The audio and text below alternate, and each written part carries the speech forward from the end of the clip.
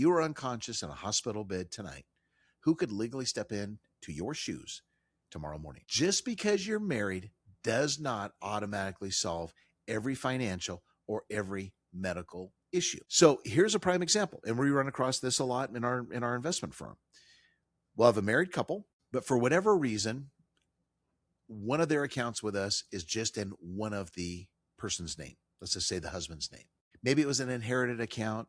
There's a million reasons I could go over, but it's very common. They're married, but yet they have their own individual accounts. He gets incapacitated. Wife needs to tap into the account to pay some bills.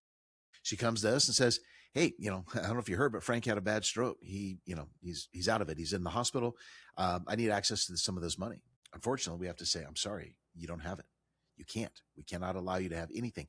We can't allow you to make any investment decisions. We can't allow you to do anything because there's no advance directive." And there's a lot of fancy words, by the way, I should mention when we talk about financial powers of attorney, medical powers of attorney. I'm just going to refer to them, those basic terms, because that's what most of you understand. But technically, your financial power of attorney is called an advance directive, but that's a big fancy term. We don't need to go down. We're just going to call them financial POA and medical POA, just to keep things simple today. So we have to say, sorry, you don't have it. There's no financial POA on file.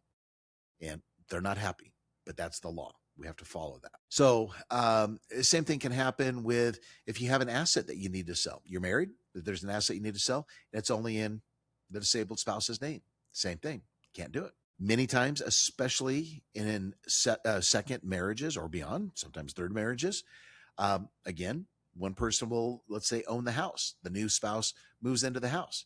But for whatever reason, they never get around to moving the house into the name of the trust if they have a trust, or joint tenants' rights or survivorship.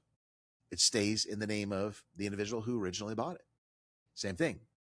That person, that surviving spouse, whether the original is dead or incapacitated, they can't do anything with the house. You get my point. So just because you're married does not automatically solve every financial or medical issue.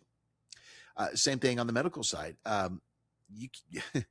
People think, oh, I'm married, I can make the financial decisions for my spouse. You can't.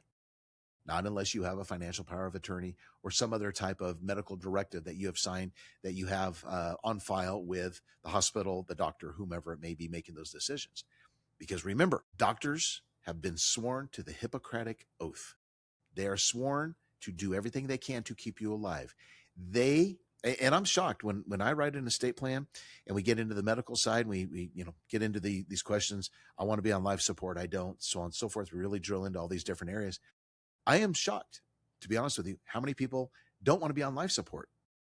They're like, if I've been diagnosed with a terminal illness or I'm unconscious, all these various, criteria, basically pull the plug on me.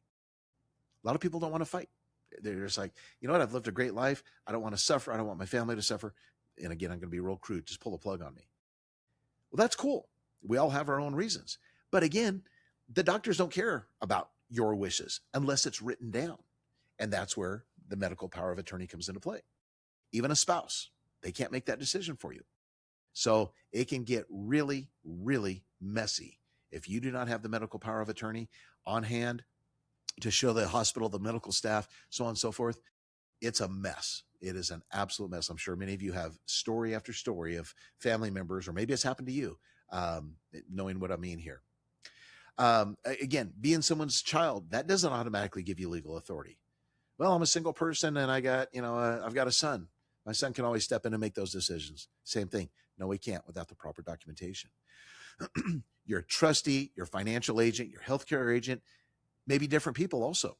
I'll get into that more in a few minutes. So the goal that you have is to establish authority before the emergency happens.